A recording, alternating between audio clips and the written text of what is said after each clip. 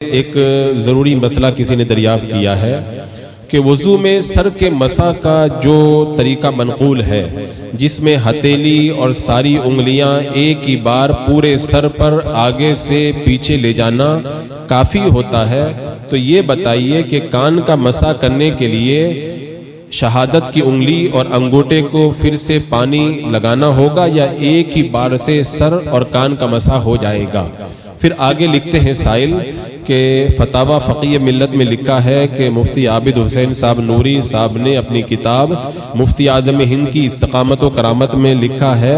کہ حضور مفتی اعظم ہند رحمۃ اللہ تعالی علیہ دونوں ہاتھوں کی تین انگلیاں اور ہتھیلیوں سے پورے سر کا آگے سے پیچھے ایک ہی بار مسح کیا کرتے تھے، تو کس طریقے پر عمل کیا جائے؟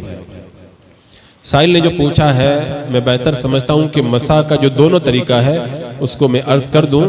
اور اس حوالے سے جو حکم ہے اس کو بیان کر دوں۔ مسح کرنے کے مستحب طریقے دو ہیں۔ پہلا طریقہ تو یہ ہے کہ ہاتھ گیلے کر کے ہتھیلیاں، انگلیوں کے سرے، انگوٹھے اور کلمہ کی انگلی چھوڑ کر، یعنی جو ہتھیلی ہے نا، ہتھیلی اور انگلیوں کے سرے ان کو لیں، کس کو چھوڑنا ہے؟ انگوٹھے اور کلمے کی انگلی، ان دو کو چھوڑنا ہے۔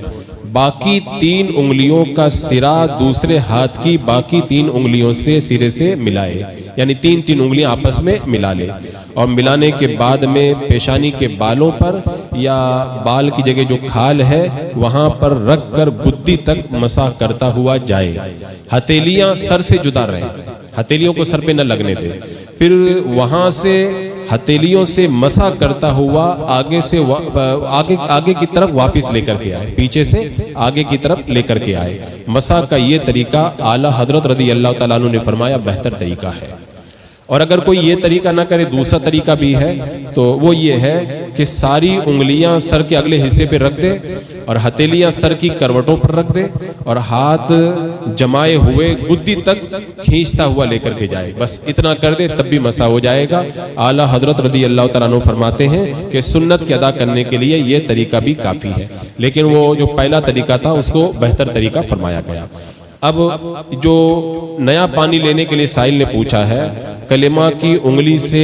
کے پیڑ سے کان کے اندر والے حصے کا مسح کرنا، انگوٹھے کے پیڑ سے کان کے باہر والے حصے کا مسح کرنا اور انگلیوں کی پیٹھ سے گردن کا مسح کرنا، یہ طریقہ ہے اور اس کے لیے الگ سے پانی لینے کی ضرورت نہیں ہے۔ وہی جو پانی مسح کرتے وقت میں آپ نے لیا تھا وہی